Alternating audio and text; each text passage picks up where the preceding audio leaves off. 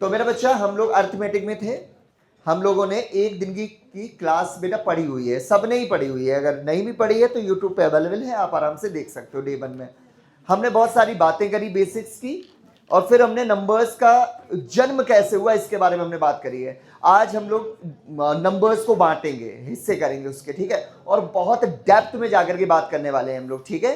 तो नोट्स बनाने के ऊपर ज्यादा ध्यान मत देना, चीजों को सीखने के ऊपर ज्यादा ध्यान देना, क्योंकि नोट्स तो आपके वीडियो से भी बन सकते हैं, ठीक है। चलो हाँ जी, उसके बाद बना लेना।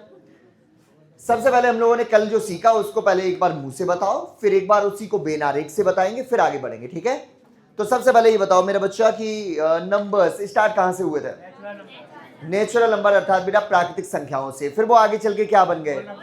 वो बन गए बेटा पूर्ण संख्या अर्थात होल नंबर। फिर वो आगे चल के क्या बने?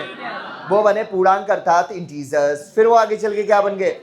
फिर वो बन गए परिमेय संख्या अर्थात रेशनल नंबर। फिर परिमेय और रेशनल नंबर को छोड़ के बाकी सब अपरिमेय अर्थात इरेशनल नंबर। फिर रेशनल, इरेशनल, परिमेय, अपरिमेय, उसको कर दिया था मिक्स। उसका नाम क्या पड़ा था? उसका नाम पड़ा था वास्तविक संख्या। और फिर वास्तविक को छोड़ के बाकी सब वो सब काल्पनिक था। फिर उठाया वास्तविक, काल्पनिक, उसको भी कर दिया मिक्स। उसके बाद क्या बना? संयुक्त संख्या अर्थात बेटा कॉम्प्लेक्स नंबर, ठीक है ना। नहीं, इमेजिनरी आ चुका अभी थोड़ी देर पहले, उसके और आगे निकल चुके हैं। अब इसी चीज को बेन आरेख के द्वारा हेल्प से हम लोग बेटा समझते हैं। सबसे पहले मेरा बच्चा प्राकृतिक संख्याएं आई थी, बोलो हाँ है ना, जो को थी 1 से लेकर के अनंत तक की संख्याएं, ठीक है। जब इसमें और ऐड हो गया क्या अपना 0, तो इसका नाम चेंज हो गया, क्या बन गया था? पूर्ण संख्याएं, ठीक है ना, पूर्ण संख्याएं बन गया था उसका नाम। फिर जब उसमें माइनस वाले और ऐड हो गए, -1, -2, -3 इंफिनिटी तक, तो उसका नाम फिर से चेंज हो गया, क्या बन गया था? पूर्णांक नाम बन गया था, इंटीजर्स नाम बन गया था। फिर ये तो है ही है, साथ में जब इसमें P/Q के फॉर्म वाले नंबर और ऐड हो गए, तो इसका नाम एक बार फिर से चेंज होकर के क्या बन गया था? परिमेय संख्याएं बन गया था। फिर परिमेय संख्याओं को छोड़ के बाकी सब क्या निकली थी? अपरिमेय संख्या। फिर हमने परिमेय और अपरिमेय को भी क्या कर दिया था? मिक्स कर दिया था। इसका नाम क्या पड़ा था? वास्तविक संख्याएं। और फिर वास्तविक को छोड़ के बाकी सब काल्पनिक संख्या हो गई। फिर हमने वास्तविक और काल्पनिक को भी कर दिया था मिक्स, और उसका नाम क्या पड़ा? संयुक्त संख्याएं। इतनी बात हमें को समझ में आई। तो अगर देखा जाए तो ये है नंबर्स का बेन आरेख, समझ पा रहे हो। हमेशा कोई भी चीज उसके आगे वाली सत्य होगी। जैसे एक बार एक आया क्वेश्चन कि पूर्णांक होते हैं, एक बार आया क्वेश्चन बेटा कि परिमेय संख्याएं होती हैं। ये आरआरबी का जो मेंस था, एएलपी वाला नहीं, तो उसमें एक आया क्वेश्चन कि परिमेय संख्याएं होती हैं। बच्चों ने होता है सुना हुआ कि सभी पूर्णांक परिमेय संख्या होती हैं, तो वो पूर्णांक परिमेय संख्याओं में उन्होंने आंसर लगा दिया कि पूर्णांक होते हैं, जबकि परिमेय संख्या पूर्णांक नहीं होती, पूर्णांक परिमेय संख्या होता है। जितने भी पूर्णांक हैं वो सब परिमेय संख्याएं। क्या सारी परिमेय संख्याएं वो बेटा पूर्णांक है? बाहर से अंदर में आने में सभी वर्ड आएगी, मतलब आएगा ही नहीं, अंदर से बाहर में जाएगा टोटल। तो अगर कोई पूछे कि पूर्णांक होते हैं तो आंसर लगा दो कि वो होते हैं परिमेय संख्या, और परिमेय संख्याएं होती हैं तो आंसर लगा दो वास्तविक संख्या, और जो अपरिमेय संख्याएं होती हैं तो वो भी वास्तविक संख्याएं, ठीक है ना। हमेशा आगे वाला आंसर देना, ठीक है। अब जब इतना सीख लिया तो सारे नए बच्चों से एक छोटा सा क्वेश्चन पूछना मेरा हक है, बोलो हाँ है ना।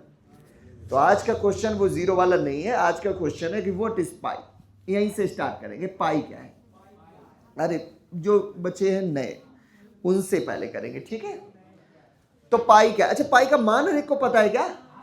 पाई का मान होता है 22/7। बहुत सही मेरे, अच्छा 3.14, बस।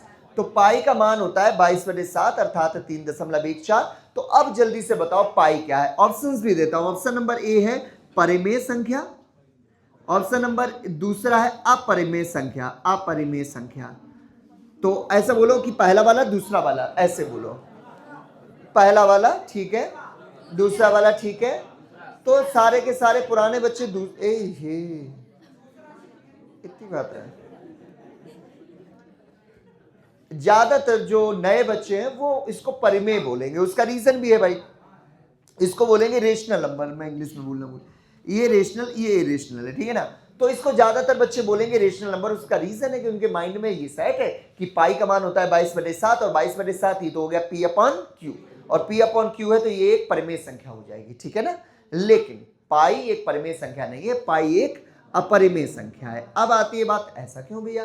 क्योंकि पाई का असली मान ये है ही नहीं, पाई का ये असली मान है ही नहीं। पाई का असली मान जानना है तो वो उस एसी के नीचे देखो, वो जो एसी लगी है उसके नीचे कुछ आपको दिख रहा है, वो मान है लिखा हुआ पाई का 3.14192653583589793 और मैं जीवन भर यहां पे खड़ा होके बोलता रहूं तब भी उसका मान खत्म होने वाला नहीं है, क्योंकि उसका असली मान दशमलव के अनंत अंकों तक जाता है। कितने अंकों तक जाता है? अनंत अंकों तक। और हमारी तुम्हारी बात हो गई थी कि जो भी दशमलव के अनंत अंकों तक वैल्यू जाए वो अपरिमेय होगी। बोलो क्या होगी?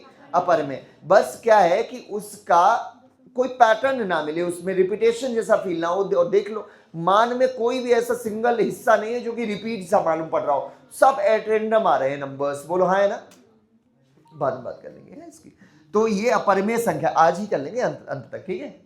अपरिमेय संख्या ये बता रहा है कि भैया नंबर ऑफ ब्यूटी की बात कर रहे हो, तो वो अभी आखिरी में कर देंगे। एक है नंबर थोड़ा सा, उसे ऊपर भी कुछ और है तो बात करेंगे, ठीक है ना। तो देखो मेरा बच्चा यहां से यहां पे बात करो पहले। तो ये पाई क्या है? एक अपरिमेय संख्या है, क्योंकि इसका असली मान वो है, सही है। अब ये फिर क्या होता है 22/7? तो 22/7 पाई का अप्रोक्स वैल्यू है। कैसा वैल्यू है? ये इसका बेटा लगभग मान है, समतुल्य मतलब अप्रोक्सीमेट इक्वल, ठीक है।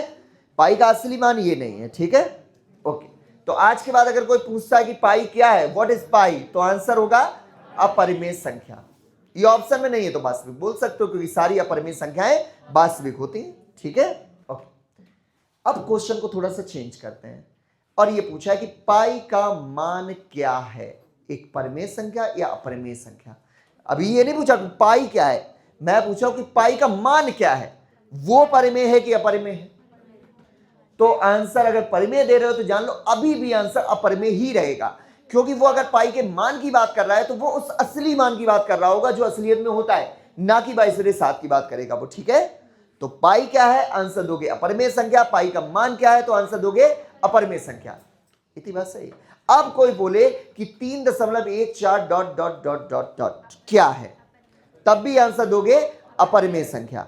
अब कोई पूछता है कि 3.14, बस ये क्या है, इसमें डॉट्स नहीं है लगे हुए, अब क्या है, ये एक बेटा परिमेय संख्या है। बच्चा क्या समझ 3.14, अरे जो तो वो है पाई को मान, पाई तो अपरिमेय हमने नहीं पढ़ा हुआ। अरे भाई उसने वो पूछा ही नहीं, उसने एक वैल्यू दी है 3.14 क्या है, तो उसका पॉइंट रहेगा नीचे 100 आ जाएगा, ले भाई हो गई परिमेय। तो ये 3.14 के आगे अगर डॉट्स बने हुए तो आंसर देना है क्या, अपरिमेय, मतलब ये सेकंड वाला। और अगर वहां पे डॉट्स नहीं है तो आंसर क्या देना है, परिमेय। अच्छा अगर सिर्फ पूछता है 22/7 क्या है तो आंसर देगा। अभी देखो पाई के बारे में सब कुछ हो गया। एक बात और जान लो, पाई का मान याद ही होगा, ये वाला नहीं भी याद है तो भी देखो ऐसा काटोगे तो 7×3=21, 7×1=7 और 7×4=28, देखो हो गया, कट गया। अभी भी वो तो अनंत अंक तो मतलब आगे भी जाएगा, लेकिन इतना ओके, ठीक है। अब कई बार अगर पूछते पाई डे कब मनाया जाता है, तो पाई डे उसके मान में ही बेटा छुपा हुआ है। ये 14 तारीख है और ये जो आगे 3 है वो है बेटा महीना। तीसरा महीना कौन सा होता है, मार्च। तो 14 मार्च को मनाया जाता है क्या मेरा बच्चा, पाई डे, ओके। तो उसका अगर मान याद है तो पाई डे याद है, पाई डे याद है तो उसका मान याद है। मान याद भी नहीं 22/7 तो हर एक को याद होगा, उसको बेटा काट लेना, काटने के बाद 3.14 आ जाएगा, जिससे उसका पाई डे आपको पता चल जाएगा, ठीक है। मे भी कभी आपसे पूछ लिया जाए किसी एग्जाम में, ठीक। पाई के बारे में और कोई बात नहीं है। तो समझ गए क्या क्या है, बोलो बच्चा। पाई क्या है, अपरिमेय संख्या। पाई का मान क्या है, अपरिमेय संख्या। 3.14 डॉट डॉट डॉट ये क्या है, ये भी अपरिमेय संख्या। और 3.14 ये परिमेय है, और जो 22/7 ये परिमेय है। और पाई बेटा डे कब होता है, 14 मार्च, ठीक है। इतनी बात को समझ रहे, ठीक है। चलो फिर क्या हुआ, संख्याओं को दो हिस्सों में, पहले जितने भी इंटीजर्स थे ना उनको दो हिस्सों में बांटा गया। अब बोलोगे कौन कौन से हिस्सों में बांटा गया, तो सबसे पहले जो हिस्से बनाए गए वो थे दो हिस्से, एक था सम, एक था विषम। क्या आपको पता है, ये थे इवन नंबर्स और ये है ऑड नंबर्स। सम संख्याएं और विषम संख्याएं, इन वाले दो पार्ट्स में बांटा गया। तो आओ बात करते हैं क्या होती है सम संख्याएं, ठीक है। तो नंबर एक फैक्ट कि वे संख्याएं जिसके यूनिट प्लेस पर, इकाई के स्थान पे 0, 2, 4, 6, 8 हो, वे सभी संख्याएं कैसी होंगी, सम। फिर बेटा विषम संख्या क्या होती है? जिनके इकाई के स्थान पे 1, 3, 5, 7, 9 हो, वो सब होती है विषम संख्या। ठीक है। अच्छा, सम संख्या क्या होती है? सम संख्या जो 2 से विभाज्य हो, विभाज्य जो डिविजिबल बाई 2 हो, डिविजिबल बाई 2, वो सब संख्याएं कैसी होंगी? सम। अच्छा, जिसमें 2 का भाग ना जाए, 2 से विभाज्य ना हो, यहां पे नॉट तो लिख ही लोगे, नॉट डिविजिबल बाई 2। ठीक है, वो सभी कैसी होती हैं? विषम संख्याएं। अगला तीसरा, जो 2 से गुणज हो, जो 2 के गुणज हो, मल्टीपल ऑफ 2 हो, वो सभी संख्याएं क्या होती हैं? सम संख्याएं। जो 2 के गुणज ना हो, सिर्फ इतना ही लिख दिया, ना हो, वो तो ही तो आगे लिखा ही हुआ है ना? सही, वो सब कैसी होती हैं? विषम संख्याएं। अगला फैक्ट क्या है? जो 2 विषम संख्याओं के मध्य आए, जो 2 विषम संख्याओं के मध्य में आए, तो वो हमेशा क्या होगी? सम। अच्छा, इसमें क्या है कि जो 2 सम संख्याओं के मध्य आए, जो 2 सम संख्याओं के मध्य आए, सम संख्या इवन नंबर्स के बीच में आए, ये इवन है और ये ऑड है। ठीक है। अच्छा, पांचवा फैक्ट, अगर मैं -1 की पावर n करूं और अगर ये आ जाए +1, इनकेस अगर मैं -1 की पावर n करूं और अगर ये आ गया है +1, तो यहां पे n जो होगी वो एक सम संख्या होगी। कैसा नंबर होगा मेरे बच्चों? इवन नंबर होगा एक। ठीक है। और अगर मैं -1 की पावर n करूं और वो -1 आ जाए, तो यहां जो n होगा वो एक विषम संख्या होगी मेरे बच्चा, बहुत बढ़िया, ऑड नंबर होगा। ठीक है, समझ पा रहे? चलो अगली बात समझ लो, आखिरी, अगर मैं n = 2n ± 1 कर दूं, अगर यहां पे बड़ा n जो होगा, अगर यहां पे बड़ा n जो है, कैपिटल N, वो अगर एक सम संख्या होगा, तो जो छोटा n आएगा, ये वाला n, वो कभी भी पूर्णांक नहीं आ पाएगा। क्या नहीं आ पाएगा मेरे बच्चा? It is not equal to a integer, ये कभी पूर्णांक नहीं होगा, इंटीजर नहीं होगा, अगर ये एक इवन नंबर था तो। हमारी कसम, मेहनत मेरी चलेगी ना, इसलिए। चलो भाई, पांचवा फैक्ट बता रहा भैया, ऊपर लिख दो, तो ऊपर लिख दे रहे। तो ये छठा है, छठा। अब मैं ऐसा कहना चाहता हूं कि अगर कैपिटल N = 2n ± 1 हो, यहां पे अगर यहां जो इस बड़ा n है वो अगर एक सम संख्या तुमने ले ली, तो छोटा n कभी भी पूर्णांक नहीं आएगा, ऐसा कह रहा हूं। ठीक है, it is not equal to integer. और अगर आपने यहां पे n एक विषम संख्या होगी, तो जो स्मॉल n होगा वो हमेशा पूर्णांक आएगा, इंटीजर आएगा। ठीक है, जो स्मॉल n होगा वो हमेशा पूर्णांक आएगा, यहां पे नहीं आएगा, वहां पे आएगा, विषम वाले में आएगा। ठीक है, अब इनमें से बहुत सारे फैक्ट तो आपको समझ में ही आते हैं, एक आध के ऊपर हमें बात करनी पड़ेगी, उनके ऊपर बात करे ले रहे। पहले इसका स्क्रीनशॉट ले लो, तुम लोग ले लिया होगा, मतलब वहां पे होगा, वो आप आराम से उतार लेना नोट्स में, है ना, टेंशन मत लो। हाँ, वीडियो ही में है वो, आप जब भी नोट्स बना रहे होगे तो ऐसा देख लिया करो, या फिर यहीं पे ना फोटो ले लिया करो, ये सब है। और नोट्स अवश्य बनाना, ऐसा नहीं कि फोटो देख पाओगे तो फोटो नहीं वो मिलेंगी ढूंढे। हाँ यार, देखते रहा करो, कोई एक लोग सारी मेहनत बर्बाद हो जाती है।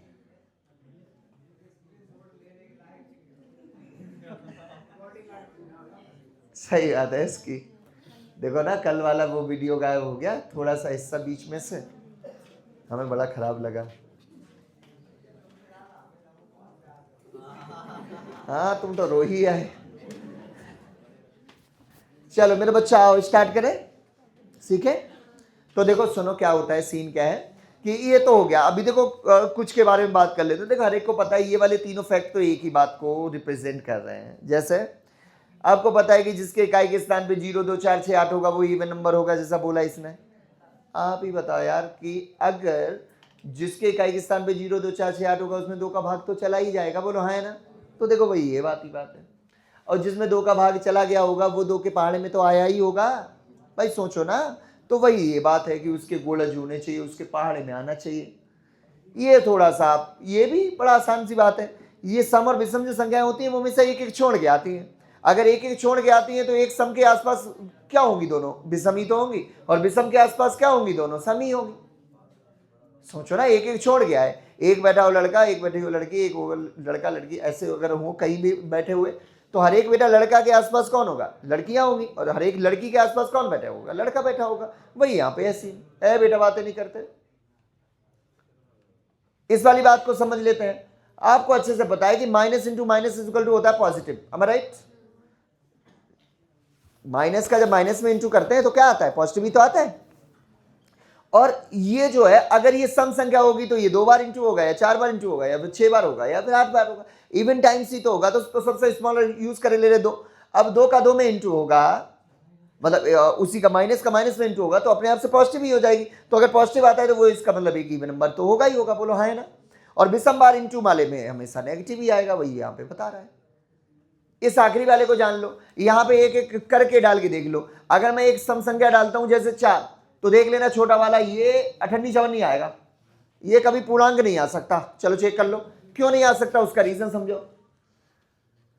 ये प्लस माइनस, ये जो है वो एक विषम संख्या को निरूपित करता है। कभी भी किसी भी संख्या में 2 का इंटू करने से वो हमेशा बनती है सम, इवन नंबर बनता है, और उसके आगे और पीछे हमेशा क्या होती है, विषम। तो अगर विषम ही ये अगर करता है निरूपित, तो इसका मतलब ये अगर यहाँ पे मैं डालूंगा कोई भी सम संख्या, तो ये कभी भी इंटीजर आएगा ही नहीं, है कि नहीं। जैसे हमने 4 डाला तो +1 इधर आके माइनस होके 3 हो गया, और अगर -1 इधर आके प्लस होके 5 हो गया। जब 2 का भाग होगा तो 3/2 और 5/2 कोई भी इंटीजर आया, 1.5 और 2.5 आया। क्या 1.5 और 2.5 इंटीजर है, पूर्णांक है, नहीं है। तो इसका मतलब जो 4 था वो एक सम संख्या थी। और अब देखना मैं डालूंगा विषम, अब देखना पूर्णांक आ जाएंगे। अब डालो विषम कोई सी, मान लो मन में डाल ली 3, तो ये +1 इधर होकर -1 होकर के 2 बना देगा, और -1 इधर प्लस होकर के 4 बना देगा। जब 2 का भाग होगा तो देखो 1 आया, 2 का भाग होगा तो देखो 2 आया, दोनों इंटीजर आए। तो जब इंटीजर आए तो ये एक होती है विषम संख्या, और जब इंटीजर ना आए तो ये n जो होती है वो एक होती है। यही बात कहना चाहता हूं मैं। इतना सिखाया था, एक छोटा सा क्वेश्चन है क्या, तो इसी बात बताओ कि 0 क्या है।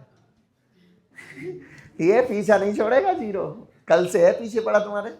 तो 0 क्या है ये पूछ रहा हूँ, सम है कि विषम है। अब उस अलग स्टाइल से पूछ रहा हूँ ना, अभी तो बात सम या विषम या दोनों या कोई नहीं। बोलो, सम बता रहे हैं ज्यादातर बच्चे, कोई किसी का कोई और ओपिनियन। सम ऑप्शन है 4, सम है कि विषम है, या दोनों है, या कोई नहीं है। तो जो बोल रहे हैं कि कोई नहीं, वो शायद उनको उस हिसाब से बता रहे हैं, इंटीजर्स के हिसाब से जो हमने बताया था लास्ट है। इंटीजर्स के पॉइंट ऑफ व्यू से 0 एक न्यूट्रल इंटीजर है, ना होता है पॉजिटिव ना होता है नेगेटिव। लेकिन यहाँ पे सम और विषम के पॉइंट ऑफ व्यू से 0 एक इवन नंबर है, वो सारी की सारी कंडीशंस को पास कर जाएगा।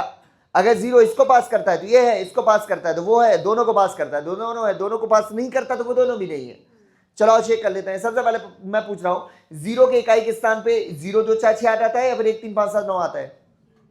ये वाला आता है, 0 के इकाई के स्थान पे 0 ही है, ये हो गया सही।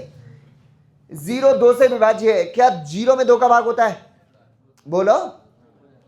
जो लोग नहीं के लिए बता रहे हैं तो आप जान लो, 0 दुनिया की इकलौती ऐसी संख्या है जिसमें दुनिया की हर संख्या का भाग होता है। 0 में किसी का भी भाग दो आराम से जाता है। कितनी बार जाता है, 0 बार जाता है। कितनी बार जाता है, मैं चेक करा देता हूं भाग दे करके, कल मैंने एक्सप्लेन भी किया था भाई। जैसे 5 का भाग जैसे 0 में दिलवाना हो है तो जाएगा 0, 5 1 5 ज्यादा हो गया तो बंजा से पीछे क्या है, 0 जाए।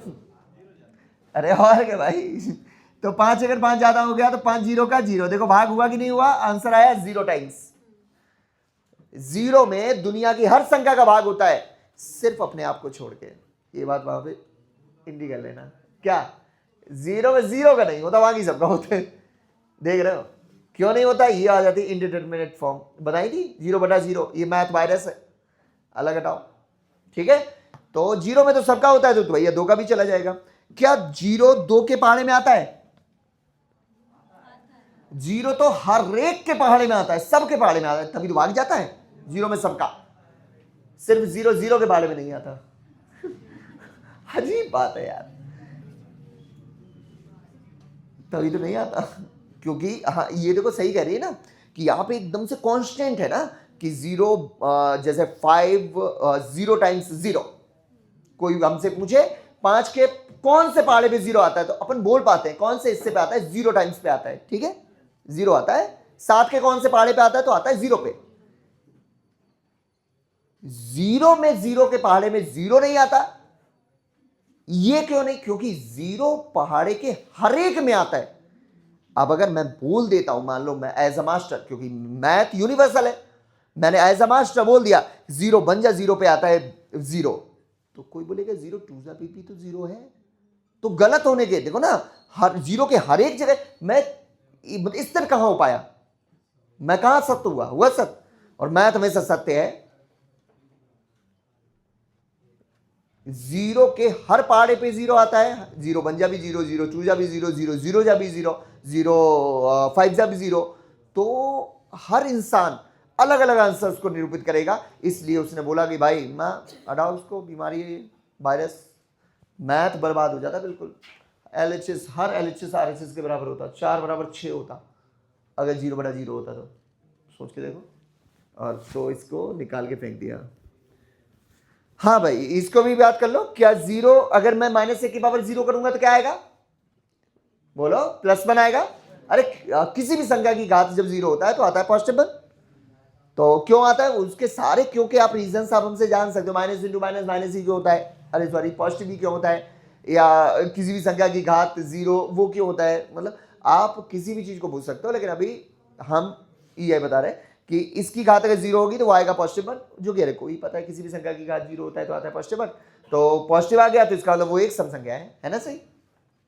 उसने सारी शर्तों को पूरा कर दिया, वो आखिरी वाली शर्त को भी पूरा करेगा। 0 = 2n + -1 है, अगर +1 इधर आएगा तो -1 हो जाएगा, और ये 2 -1/2 आया, और अगर -1 वाला है तो +1/2 आ जाएगा। दोनों ही इंटीजर नहीं है, अगर इंटीजर नहीं होता है तो वो क्या आता है, सम संख्या होती है, तो इसका मतलब ये एक सम संख्या है। तो 0 आज के बाद तुम चैलेंज करके बोल सकते हो, ये सारे फैक्ट बता सकते हो कि 0 एक सम संख्या है, ठीक है। आगे बढ़े, चलो। सम और विषम के बाद संख्याओं को फिर से 2 हिस्सों में बांटा गया, फिर से 2 हिस्सों में बांट दिया गया, एक है भाज्य एक है भाज्य, जल्दी से लिखो, एक है भाज्य एक है अभाज्य। ये है बेटा कंपोजिट नंबर, आपकी मर्जी है, नहीं लिखना तो यूट्यूब है ना, और ये है प्राइम नंबर, आप देख के फिर से आप लिख सकते हो, समझने की कोशिश आप ज़्यादा करें, लिख पाए तो लिख लें, बढ़िया। एक है बेटा prime number, composite key spelling check कर लेना, सही लिखी क्या, अरे आज क्या जय माता रानी कहाँ है, आशीर्वाद दे दिया भगवान जी ने, ओके है ठीक। तो कंपोजिट नंबर प्राइम नंबर, तो सबसे पहले देखो ओल्ड वाले बच्चे ना बोला करें, ठीक है, नए वालों के साथ थोड़ा सा इनको भी समझ आए चीज़ें कैसी कैसी हैं। तो कोई हेल्प करे बेटा, व्हाट इज कंपोज, यहाँ से स्टार्ट करते हैं कि प्राइम नंबर क्या है, क्या होती है आभाज्य संख्याएं, ठीक है। कोई भी नया बच्चा हाथ उठा के बताए, आप बताओ बच्चे क्या होते हैं आभाज्य संख्या, प्राइम नंबर कौन से होते हैं,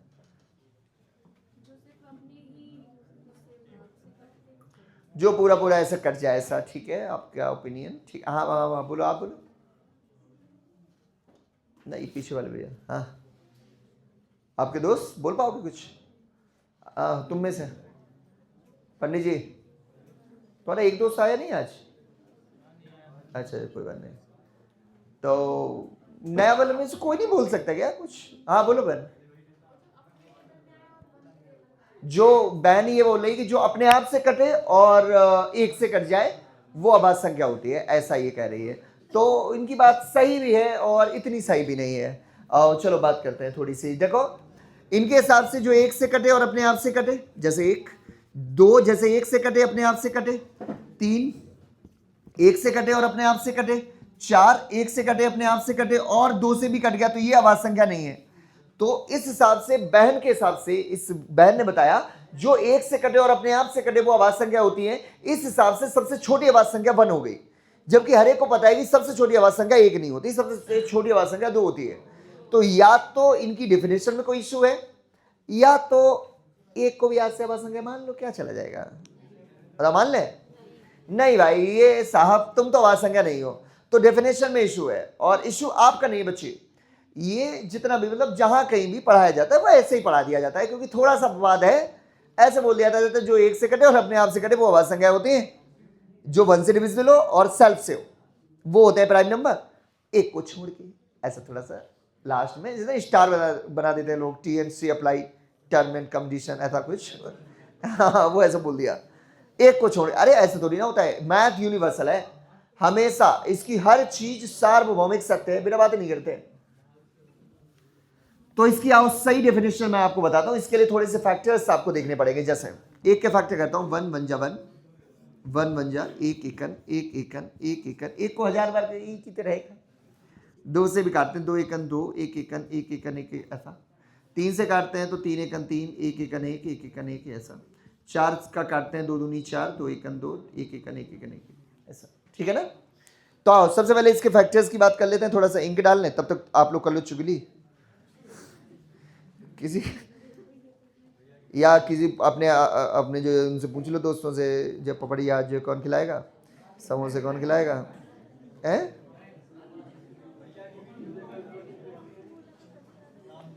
भैया का वीडियो कौन सा वाला देख लिया?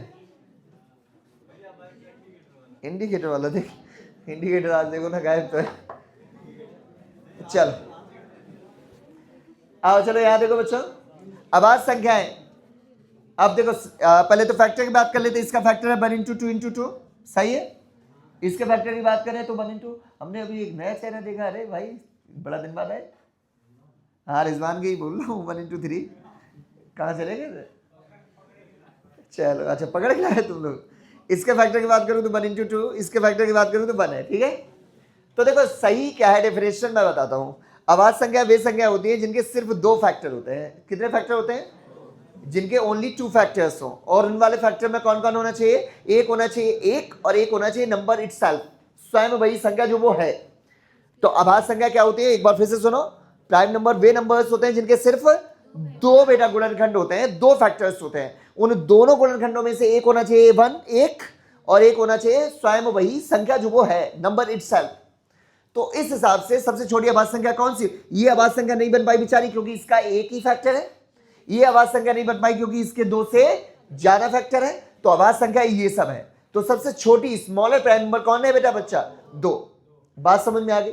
तो हमने जान लिया कि प्राइम नंबर कौन से नंबर होते हैं जिनके सिर्फ दो फैक्टर्स होते हैं। उनका रीजन ये था, एक्सप्लेनेशन ये है, सिर्फ दो फैक्टर यहां पे लिख देते, सिर्फ दो फैक्टर, ठीक है, ओनली 2 फैक्टर, ठीक है ना। यहां पे है असल में गुणनखंड। यहां पे अब बताओ ये कौन से होते हैं? भाज्य संख्याएं। बोलो बोलो। जिनके दो से ज्यादा फैक्टर होते हैं, ठीक है ना, जिनके दो से अधिक फैक्टर होते हैं, more than 2 factors, more than 2 factors. हाँ दो से ज्यादा गुणनखंड, ठीक है, गुणनखंड। मैथ ना हिंदी में है, मैं कह रहा हूं, ना इंग्लिश में है, मैथ है। मैथ में, मैथ को समझने के लिए हिंदी इंग्लिश की कोई जरूरत नहीं है, ठीक है। ठीक है, इतनी बातें हो गई। सबसे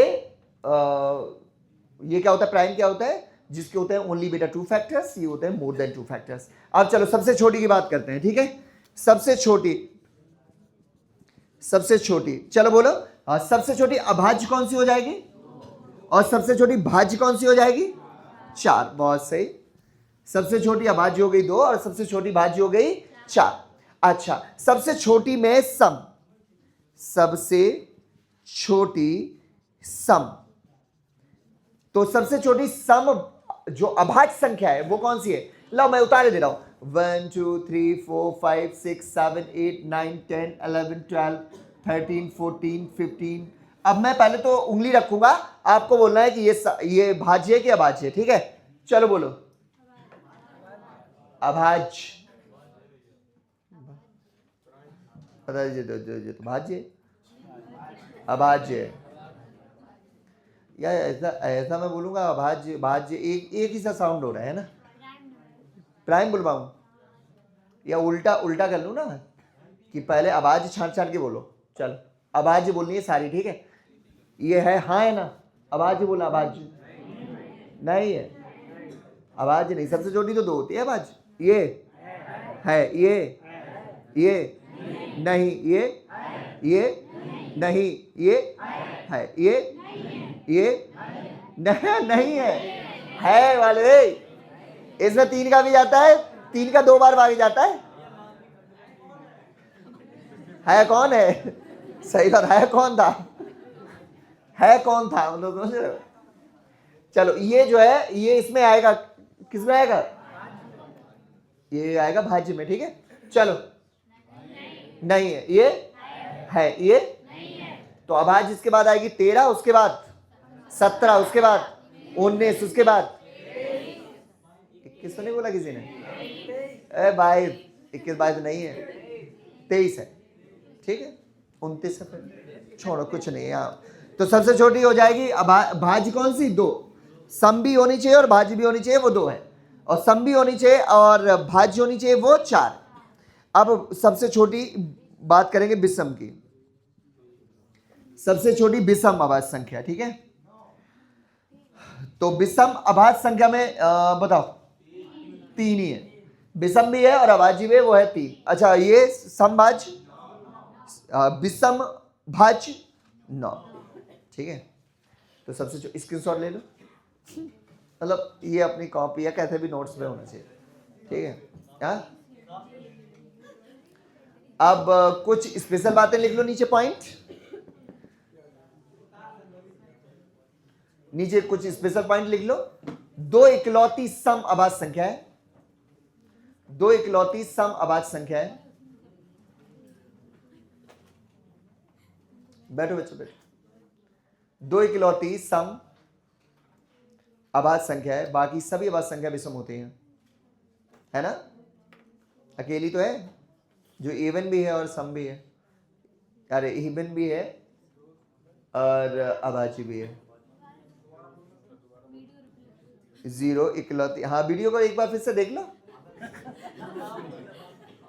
2 इकलौती सम अभाज्य संख्या है, A1 प्राइम नंबर। बैठ जा बहन, बैठ जा, 1 सेकंड के लिए यार, स्टूल हो गया ना वहां पे। सम अभाज्य संख्या है, बाकी सभी अभाज्य संख्या विषम होते हैं।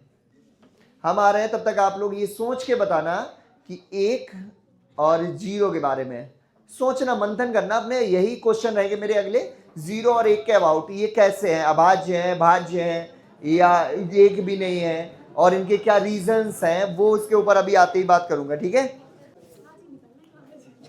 ऊपर जो कोई भी हो नीचे आ जाओ।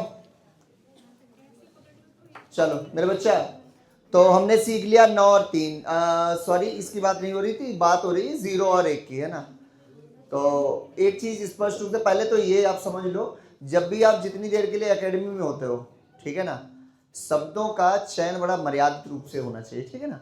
ऐसे शब्दों का प्रयोग मत करना जो अपने दोस्तों के बीच में आप लोग करते हो, ठीक है। इतनी बात ओके हो गई। सचिन आपसे भी बोल रहा हूं मैं, ठीक है, उसने भी बोला था, आपने भी वही वर्ड बोला था सेम, ठीक है। तो आगे से याद रखना कि सही शब्दों का चयन, देखो हम लोग जो होते हैं दोस्तों के बीच में जब होते हैं तो उस हिसाब से वर्डिंग्स यूज करते हैं, ठीक है ना। और जब अपने यहाँ पे होते हैं, जैसे अपनी जो फैमिली में होते हैं, परिवार में बैठे हुए, तब थोड़ी ना हर एक शब्दों का इस्तेमाल मतलब हो पाता है, ठीक है। तो उसी हिसाब से आ जाओ भैया, तो स्टार्ट करें। तो 0 के बारे में और 1 के बारे में राय जाननी थी। सबसे पहले बताओ 1 क्या है। एक बेटा प्राइम नंबर है या एक जो कंपोजिट नंबर है? दोनों में से कुछ नहीं है, चलो ठीक है। 0 के बारे में क्या राय है? वो भी उन वाले दोनों में से कुछ भी नहीं है, ठीक है, बढ़िया। ये बातें बढ़िया हो गई, ठीक है ना।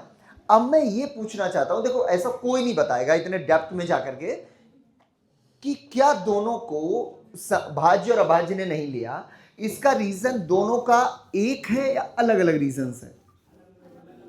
अलग अलग है, ये भी जान गए। अच्छा क्या कोई बता सकता है कि क्या रीजन है कि 0 और 1 को मना कर दिया गया अभाज्य और भाज्य होने के लिए? कोई भी बता सकता है क्या? अच्छा चलो पुराना भी बता दे। हाँ तुम बता पुराना, ठीक। जीरो के अनंत नहीं बोलो, जीरो के फैक्टर्स हमें असल में पता नहीं कि हैं कितने, इसलिए उसको हम नहीं कंसीडर करते। और एक का इसलिए नहीं करते, ठीक है भाई। देखो भाई, हमें अच्छे से पता है कि इसने बोला, भाज्य ने बोला कि हमें वो जैसे भर्ती चल रही हो मान लो, और हर एक भर्ती की अपनी होती है बेटा क्वालिफिकेशंस, है ना। कोई इंटर लेता है, कोई हाई स्कूल लेता है, कोई इंटर हाई स्कूल और उसके ऊपर जो है जितने भी और हो, जैसे ग्रेजुएशन करे हो या पोस्ट ग्रेजुएट हो, ऐसे होती है भर्तियाँ। तो मान लो कि इसने भर्ती करी, अभाज्य ने, दो बेटा क्वालिफिकेशन, उसके सिर्फ दो फैक्टर वालों को, अर्थात दो क्वालिफिकेशन, जैसे हाई स्कूल इंटर होगा तो वो ये आदमी उसको हायर कर लेगा। दो से ज्यादा फैक्टर्स अगर होंगे, जैसे हाई स्कूल इंटर के बाद अगर कुछ भी और तुमने कर लिया है, जैसे अगर कर लिया ग्रेजुएशन, तो आपको हायर करेगा कौन? भाज्य। ऐसा मान लो आपने कर लिया है बीएससी, एमएससी और उसके आगे मतलब कुछ जितने भी चाहो उतनी डिग्रीज, तो आपको हायर कौन कर लेगा? भाज्य। एक आया, कौन आया? वन, कि देखें हमें कौन हायर करेगा। इसके पास आया, क्या आप हमें हायर कर रहे हो? इसने बोला यार तुम्हारे पास हाई स्कूल है, पास हो तुम, यार एक ही फैक्टर ले घूम रहे, तुम्हें हम नहीं ले सकते। अब जब यहां नहीं भर्ती हुआ तो यहां तो कोई चांस ही नहीं है, दो से ज्यादा फैक्टर होने चाहिए इसके बाद, तो एक को मना क्यों कर दिया गया? क्योंकि उसके दो से भी कम फैक्टर है, इसलिए उससे मना कर दिया, उसका एक ही फैक्टर है, वो है वन। ठीक है। फिर आया जीरो, कि हमें कौन भर्ती करेगा। उसने बोला, यहां आया तो उसने बोला कि तुम्हारे फैक्टर कितने, मैंने कि तुम देख लो कितने हैं। उसके फैक्टर्स की नंबर ऑफ फैक्टर्स ही नहीं पता है। देखो, जीरो को अपन जीरो बोलते हैं, जीरो को हम 0 × 1 बोलते हैं, जीरो को हम 0 × 1 × 2 बोलते हैं, जीरो को हम 0 × 1 × 2 × 3 बोल सकते हैं, × 5 बोल सकते हैं, ×7 बोल सकते हैं, ×11 बोल सकते हैं। जीरो को अपन कुछ भी बोल सकते हैं। तो क्या इसके जो गुणनखंड है वो एक निश्चित संख्या में है? इसलिए जीरो को बोला गया कि यार तुम्हारी क्वालिफिकेशन ही नहीं पता चल रही क्या है, तूने फार्मूले भर पाओ सही, इसलिए इसको मना कर दिया गया है। जीरो को मना करने का रीजन क्या है? कि इसके नंबर ऑफ फैक्टर्स की संख्या मुझे निश्चित नहीं है, और जबकि इसके गुणनखंडों की संख्या एक के निश्चित तो है, लेकिन वो एक ही है, दो चाहिए होता है मिनिमम, तो इनमें आप आते हो। तो जीरो ना भाज्य ना अभाज्य, ऐसे बन ना भाज्य ना अभाज्य। उसका रीजन भी अब हमें पता है। ठीक है। आप बेटा अच्छे से इसको आप इंट्री भी अपनी कॉपी में हो सकता है कर सकते हो। ठीक है, कोई नहीं बताने वाला आपको। ठीक है, अब आगे बढ़ते हैं। आगे क्या है सुनो, एक फोन नंबर आपको जानना पड़ेगा। चलो भाई, क्या है? 44 22 322 321। हर एक को बेटा कुछ फोन नंबर्स याद होते हैं, अपने पापा का, मम्मी का, अपना, उनका, है ना। तो एक और याद कर लो, है ना सर, एक और याद कर लो, वो ये नंबर है। ठीक है ना। तो ये अभाज्य संख्याओं की संख्या को निरूपित करता है। किसकी संख्या को निरूपित करता है, रिप्रेजेंट करता है? अभाज्य संख्याओं की संख्या को। ये प्राइम नंबर्स के नंबर ऑफ प्राइम नंबर्स को रिप्रेजेंट करता है। जैसे कोई बोले 1 से 10 तक अभाज्य संख्याएं होती कितनी हैं, तो हमें ऐसे तो गिनना पड़ेगा कि साहब 2 होती है, 3 होती है, 5 होती है, 7 होती है, तो 4 होती है। लेकिन अगर फोन नंबर याद है तो हमें पता है कितनी होती है। 20 तक कितनी होती है, 30 तक कितनी होती है, बात समझ पा रहे हो? 30 तक अभाज्य संख्याओं की संख्या कितनी होती है, तो आंसर सीधा 4 4 8 2 10 आंसर। बात समझ पा रहे हो सबके सब? चलो, ये असल में 1 से और 10 तक की अभाज्य संख्या है, ये 11 से 20 तक की अभाज्य संख्या है, और ये 21 से 30 तक की। अब आप बोलो 31 से 40 तक, फिर 41 से 50 तक, फिर 51 से 60 तक, फिर 61 से, फिर ठीक आगे ना वो 100 तक है। कम से कम 3-4 क्वेश्चन कर दो। ठीक है। पहला क्वेश्चन, 70 बहुत ज्यादा हो जाएगा, छोटा रखते हैं। छोटा ये है, 40 तक की अभाज्य संख्याओं की संख्या बताओ। अभाज्य संख्याओं की संख्या बताओ। Number of prime numbers up to 40।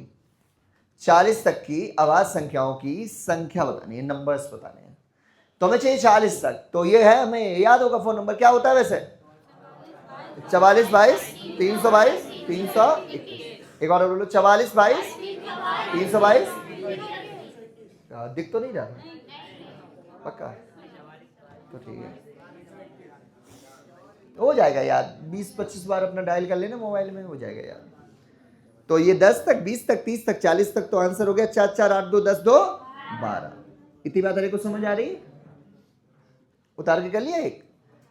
अब एक ऐसे कर लो बिना लिखे हैं, 70 तक की और बता दो बिना लिखे, ऐसे देख के 70 तक की आवाज संख्याओं की संख्या।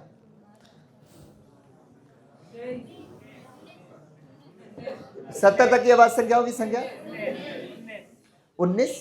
अरे को समझ आ रहा है? 19 आया ना हो तो हाथ उठाओ। हाँ ठीक, आ तो गया तुम्हें, तुमने तो आंसर बोला 19। नहीं, हम बोलते हैं समझ में नहीं आया तो हाथ उठाओ, तो ठीक है, तो आपको आगे, क्योंकि आपने तो आंसर ही दिए। तो हमें चाहिए बेटा 70 तक, तो 10 20 30 40 50 60 70 यहाँ तक है ना। तो ये 2 2 4 3 7 2 9 2 11 और 8 19, ठीक है। तो 19 तक की आवाज संख्याओं की संख्या कितनी हो गई? 19। अच्छा, अगला क्वेश्चन जो आप उतारना है वो आप लिखो। अब देखो यार, हमें अच्छे से पता है कि 40 तक में संख्याएं तो 40 हैं, जिनमें अभाज्य के बारे में हमें जानकारी है। सारे के सारे नए बच्चे बोलेंगे, पुराने वाले बोलना नहीं, ठीक है। तो हमारा क्वेश्चन अगला है, 40 तक की भाज्य संख्याओं की संख्या बताओ। भाज्य संख्याओं की संख्या बताओ। हमें इस बार प्राइम नहीं चाहिए, हमें चाहिए कंपोजिट नंबर्स का नंबर, कंपोजिट नंबर। हमें चाहिए है भाज्य संख्याओं की संख्या। आप बताओ 40 तक में संख्याएं कितनी होती हैं? 40, जिसमें से हमें अभाज्य पता है, बोलो हाँ है ना। अभाज्य के लिए हमारे पास ये है ना फोन नंबर, तो ये हो गया 4 4 8 2 10 2 12। 40 में अगर अभाज्य संख्या कितनी हो गई, तो बची हुई कौन सी हो जाएंगी? तो भाज्य संख्याओं की संख्या कितनी हो गई? 28 नहीं होगी, 27। हम तो बाकायदा लिख रहे, रुको साफ हो जा, हम लिख रहे हैं 28, क्योंकि हमने माइनस किया, हम और अच्छे से साफ लिख रहे हैं ना, और बढ़िया लिख रहे हैं। कैसे? पहले हम 40 में से 12 घटा रहे तो आ रहा कितना? 28। फिर हम एक और घटा रहे तो आंसर आ रहा 27। अब अलग अलग बताओ, पहले तो हमें ये बताओ 12 माइनस क्यों किया, ये तो हर एक को आ ही गया होगा समझ में। 40 में अभाज्य हो गई है, वो हो गई 12, तो बची हुई 28 हो जाएगी भाज्य। 28 में से एक और घटा के आंसर दिया 27। एक क्यों घटा पहले ये बताओ। ये एक जो माइनस किया है उसका रीजन भी एक ही है, वो एक जो ना ही भाज्य था ना अभाज्य था, ठीक है। जैसे अगर कोई बोले यहां पे अपनी वाली क्लास में दो, यहां पे इस ए प्लस के जो परांगण में 200 बच्चे हैं, 200 लोग हैं, ठीक, जिसमें छात्राएं हैं 100, तो छात्र कितने होंगे? नहीं, 99। बोल एक, हम बात समझ रहे हो? हमने बोला यहां पे है 200 लोग, एक तो मास्टर साहब है भाई, इनको भी तो हटाओ पहले। तो छात्राएं अगर 100 थी तो बचे हुए 100 लोग, 100 में से एक हटाओ तो मास्टर साहब बचे हुए कौन? ऐसे ही एक वही जो 1 था, 1 ना ही होता है प्राइम, ना ही होता है कंपोजिट, ना ही होता है भाज्य, ना ही होता है अभाज्य। इतनी बात होके क्लियर हो गई। अगला क्वेश्चन देखो। क्वेश्चन है 21 से 50 तक की अभाज्य संख्याओं की संख्या बताओ। 21 से और 50 तक, यहां पे बीच में पूछ लिया मैंने, 21 से चाहिए 50 तक चाहिए, ठीक है। 21 से 50 तक की अभाज्य संख्याओं की संख्या ज्ञात कीजिए, क्या होगी वो बताना है आपको, ठीक है। देख लो, हाँ तुम्हारा भी आंसर सही है, लेकिन वो हमने 1 से नहीं पूछा मेरा बच्चा, हमने 21 से पूछा है ना। ये चीज को आप मेरा मॉनिटर करो, इसको आप समझो।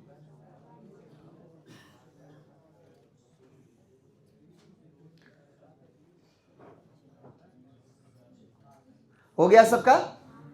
चलो भाई सब लोग सामने देखो, हमने देखना है 21 से, तो क्या मैं इसको लूं 10 तक वाले, क्या मैं 20 तक वाले को लूं? यहां से लेना पड़ेगा 21 से। अब कहां तक चाहिए?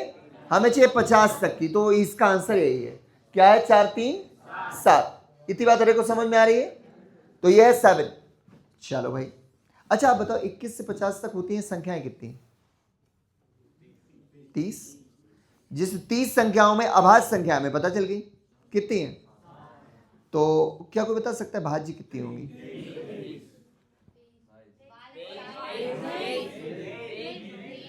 ये जो 22 वाले हैं जिनके बाद में ज्ञान आया, ये तुम हो सही, लेकिन यहां पे 23 ही रहेगा, यहां पे अलग से एक माइनस करेंगे नहीं। अब यही मुझे इन 22 वालों को सिखाना है कि एक अलग से अब माइनस का ही नहीं किया। अभी तो हम लोग एक अलग से माइनस कर रहे थे, अब यहां पे एक अलग से माइनस हमने नहीं किया। उसका रीजन आपको समझ आ गया है? अच्छा, किसको किसको नहीं समझ आया अभी तक? सबको ही आ गया, अच्छी बात है। देखो मेरा बच्चा, वो एक अलग से माइनस हम इसलिए करते थे क्योंकि एक जो होती थी वो ना ही अभाज्य थी ना ही भाज्य थी, इसलिए ही तो माइनस करते थे। यहां पे क्या वो एक आया भी है? यहां पे तो नंबर ही 21 से स्टार्ट हुए हैं, यहां पे तो 1 है ही नहीं। मान लो कोई बोलता है कि यहां पे विद्यार्थी हैं 200, विद्यार्थी 200, माइंड करना, लोग नहीं बोला इस बार 200, विद्यार्थी 200, जिनमें से छात्राएं हैं 100, तो बचे हुए छात्र कितने होंगे? अब हमें 100 ही रखना है, माइनस बन करके 99 नहीं करना है, क्योंकि मास्टर साहब अब यहाँ पे माइनस नहीं होंगे, मास्टर है ही नहीं कोई, क्योंकि सारे विद्यार्थी थे यहाँ पे, और विद्यार्थी बनते हैं छात्र और छात्राओं से, ठीक है ना? चलो बढ़िया है, ये वाली बात भी समझ में आ गई। चल, अब कुछ अलग से नंबर्स हैं जिनके बारे में थोड़ी सी जानकारी लेंगे, और हम लोग बहुत बड़े, अरे नहीं, एक और पहले जानकारी है, वो सहअभाज्य। लिख लो अगली हेडिंग, सहअभाज्य संख्या। इनको बोलते हैं को प्राइम नंबर्स। को प्राइम नंबर्स सहअभाज्य संख्याएं। इसकी सही डेफिनेशन ये है, ऐसी संख्याओं के जोड़े, ऐसी संख्याओं के जोड़े, जोड़े जानते हो? पपड़िया वाला, ऐसी संख्याओं के जोड़े जिनका मासा HCF, मासा या GCD, एक ही बात है ये तीनों, ये एक हो। अब एक सिंपल सी बताऊं, परिभाषा लिख लेना, जो आपस में ना कटें, जो आपस में ना कटें उनको आपस में तुम काट नहीं सकते हो, ठीक है? वो सभी जोड़े कैसे होते हैं? को प्राइम सहअभाज्य।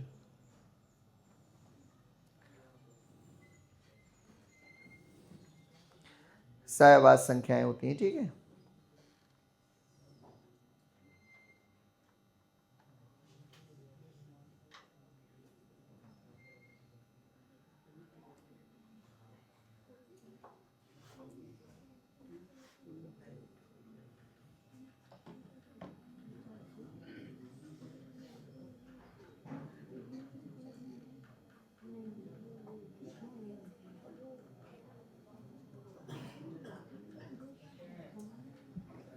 हो गया? ठीक है,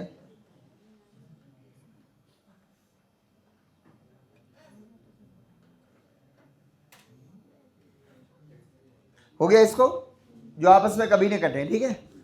जैसे कोई जरूरी नहीं कि इधर उधर की अभाज्य हो, जैसे 4 अभाज्य तो नहीं है, 9 अभाज्य भी नहीं है, लेकिन ये दोनों आपस में कैसे हैं? सहअभाज्य, क्योंकि ये आपस में नहीं कट रहे।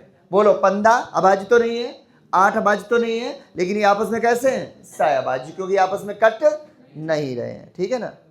जैसे बड़े बड़े, जैसे यहाँ पे लिखा है 1751, ये देखने में ऐसा लग रहा है कि अभाज्य नहीं है, ये सहअभाज्य नहीं है, जबकि ये सहअभाज्य नहीं, एग्जैक्टली नहीं है लग रहा है। 17 3 51 कट रहा है, तो इसका मतलब ये नहीं है, एग्जाम्पल है इसका, ठीक है ना? जो आपस में कभी नहीं कटेगा उसी का एग्जाम्पल होता है सहअभाज्य, ठीक है? अगली हेडिंग लगाओ, यमज। यम है हम, अभाज्य, ट्विन प्राइम, जुड़वा अभाज्य, बहुत सही। जुड़वा अभाज्य कौन से होते हैं नंबर्स?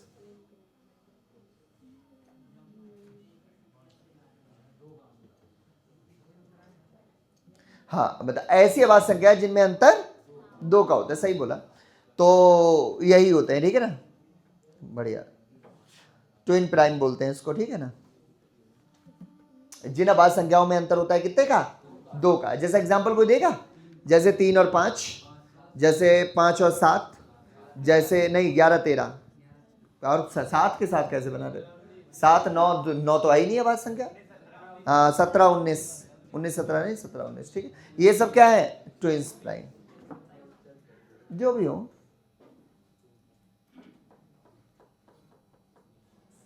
ट्विन्स प्राइम जान गए क्या होता है? अगला लिखो बेटा, संपूर्ण संख्या। ये उनकी है रामानुजम साहब जी, इनकी फोटो लगी है, दिख रही है ये। यहाँ पे एक ही इंसान तो है जिसकी फोटो तुम नहीं पहचान पा रहे होगे, वो तो बुद्ध भगवान है। ये इनको देखो आप। हाँ बताओ, ये लोग भूल गए 10th की क्लास। ये लोग 10th जो कहो 10th नहीं यार, बुला देंगे तुझको सनम धीरे धीरे, वही इनका है मैथ के लिए।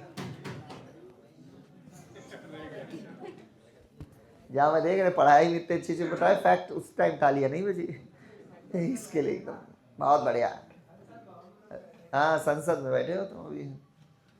आओ बताए संपूर्ण संख्या क्या होती है। देखो बेटा, ऐसा संपूर्ण संख्या, देखो ऐसा होता है कि जिन संख्याओं के गुणनखंडों का योग संख्या से दूना हो, क्या होता है?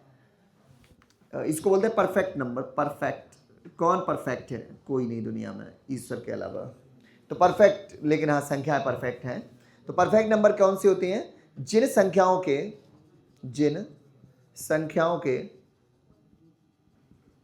गुणनखंडों का योग, गुणनखंडों का योग संख्या से 2 गुना हो, संख्या से 2 गुना हो, उसको क्या बोलते हैं? परफेक्ट नंबर बोलते हैं।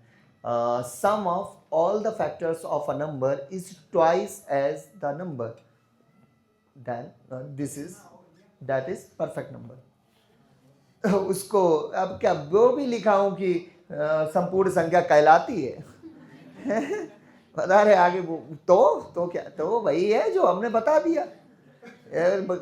बचपन में नहीं लिखते थे कि वो हाँ संपूर्ण संख्या कहलाती है, is called a perfect number. ले पूरा ही लिखवा लो। चलो तो इतनी बात सही है। अब सुनो, ऐसे नहीं समझ आएगा, वो आपको मैं एक्सप्लेन करता हूं। देखो जरा, इसको हटा दो, इरेज करके फिर एक्सप्लेन करता हूं। देखो बेटा, जैसे 1 है, इसका गुणनखंड भी 1 है, इसका योग भी 1 ही रहेगा। क्या इसके दूना आया? तो ये जो संपूर्ण संख्या नहीं है। 2 के फैक्टर्स की बात करूं, 2 में 1 का भाग जाता है और 2 का भाग जाता है, तो इसके फैक्टर्स ये दोनों हो गए। इनका अगर योग करूं तो आता है 3, क्या इसका दूना हुआ? तो ये भी संपूर्ण संख्या नहीं है। चलो 3 की बात करता हूं। 3 में किसका किसका भाग जाता है? 1 का और 3 का। इनका योग करूंगा तो 4, क्या इसका दूना हुआ? तो ये भी संपूर्ण संख्या नहीं है। बात करता हूं 4 की। 4 में भाग जाता है 1 का, 2 का और 4 का, और इनका योग अगर करा जाए तो 4 2 6 और 1 7, क्या 7 इसका दूना हुआ? तो ये भी अभाज्य संख्या नहीं है। बात करता हूं 5 का, तो 5 में 1 का भाग जाता है और 5 का भाग जाता है। इन दोनों का योग करूंगा तो होता है 6, क्या इसका दूना हुआ? तो ये भी बेटा संपूर्ण संख्या नहीं है। बात करते हैं 6 की। 6 का फैक्टर होता है 1 का भाग जाता है 6 में, 2 का जाता है, 3 का जाता है, 6 का जाता है। इनका अगर मैं योग करूं तो होता है 12, क्या इसका दूना हुआ? अगर हो गया तो यही है सबसे पहली संपूर्ण संख्या।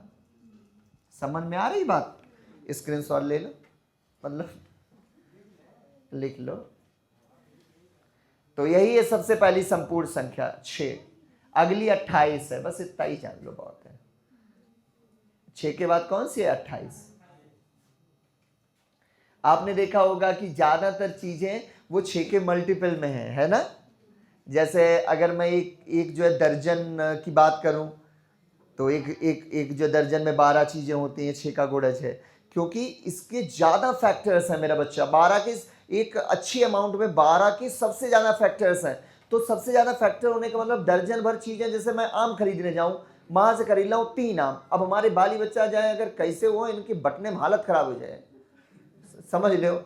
अगर मान लो 2 है तो 1.5 अमिया कैसे, 5 हो तो तब भी दिक्कत, मतलब ज्यादा अगर मैं 12 लेके आऊंगा तो बहुत ज्यादा नंबर्स में मैं उनको बांट सकता हूं। 12 चीजों को 12 इंसानों में बांट सकता हूं, 12 चीजों को मैं 6 इंसानों में बांट सकता हूं, 12 इंसानों को मैं 4 इंसानों में बांट सकता हूं, 12 को 3 में बांट सकता हूं, 12 को 2 में बांट सकता हूं, 12 को 1 में, मतलब पूरा दे सकता हूं।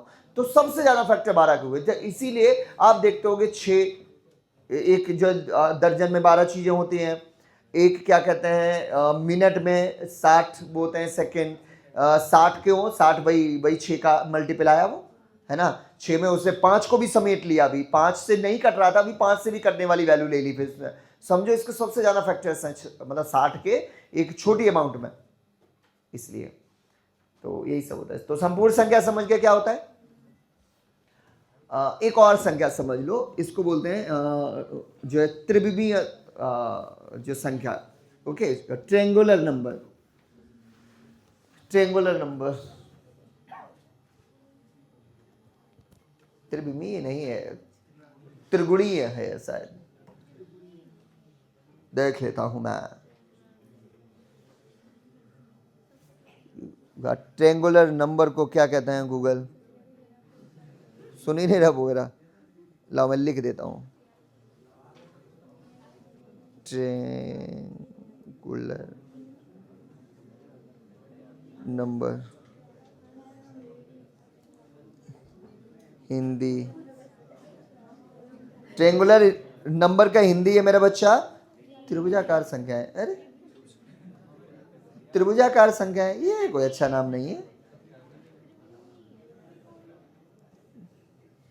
क्या करना है, चलो सीख लेते हैं, तो इंग्लिश में याद कर लो ना, ट्रायंगुलर नंबर बोलते हैं इसको। अरे ये सब चीजें कोई बता नहीं रहा, इसलिए मैंने सोचा है, देखो अब भी हम लोगों ने इसी की बात कर रहे हैं, नंबर्स की बात कर रहे हैं, तो सब कुछ जान ले नंबर के बारे में, कुछ भी हुआ बोलो, अब बोलो भाई। वही तो बताया ना, 12 12 13 13 13 तो और भाई याद है, बटेगा नहीं।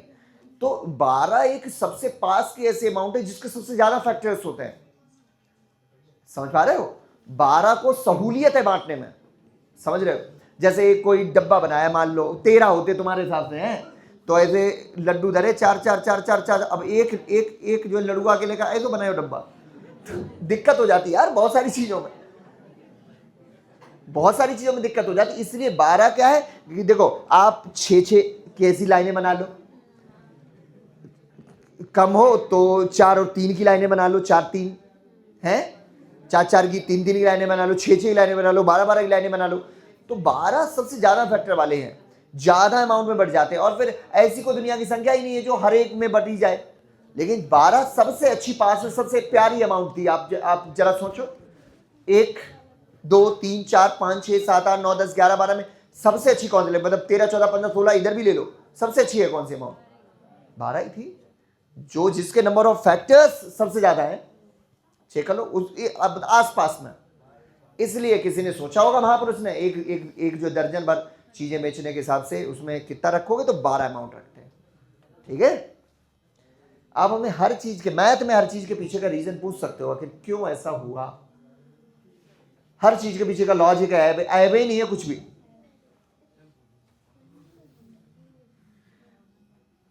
आगे बढ़े, क्या बता रहा था, त्रिविमीय नंबर, ट्रायंगुलर नंबर को थोड़ा सा पहले लिख लो, वो क्या है, वो ये है, प्रथम एन प्राकृतिक संख्या, तुम्हारा है पढ़ा हुआ है अभी, वो इवनिंग में है, ओके। प्रथम एन प्राकृतिक संख्याओं का योग ही ट्रायंगुलर नंबर कहलाता है। जैसे मैं कुछ लिख ले रहा हूं, जैसे 1 2 3 4 5 6 7 8 9, इतना बहुत है। तो पहला एक ले लो, मतलब 1 एक ट्रायंगुलर नंबर है, एक ऐसी बिंदी रखी तो वो उसमें त्रिभुज का ही है निर्माण, क्योंकि बिंदी में तो हर आकृति है छुपी हुई, ठीक है, सर्कल भी है, त्रिभुज भी, सब कुछ। फिर इनको जोड़ो, 2 और 1 3, तो दूसरी हो गई ट्रायंगुलर नंबर, कितनी आई 3। तो कैसे, देखो 3 बिंदु रखे के देख लो, ये त्रिभुज का निर्माण हुआ कि नहीं हुआ। फिर अगली लो, इनको जोड़ो सबको, 6 अगली ट्रायंगुलर नंबर है। चलो 1 बिंदी 2 बिंदी और 3 बिंदी, देखो 6 बनी, और देखो त्रिभुज का हुआ है निर्माण, ट्रायंगल है। आगे ले लो और 4 तक 10, तो 1 बिंदी 2 बिंदी 3 बिंदी और 4 बिंदी, देखो त्रिभुज का हुआ निर्माण। 10 बिंदुओं से बन रहा है त्रिभुज, है ना। अब आती बात कि भैया ऐसे ज्यादा जोड़ना होगा तो मुझे टाइम लगेगा, तो इसके लिए फॉर्मूला होता है, क्या होता है, n कोष्टक n+1/2। ठीक है, ये प्रथम n प्राकृतिक संख्याओं का योग का ही तो फॉर्मूला है।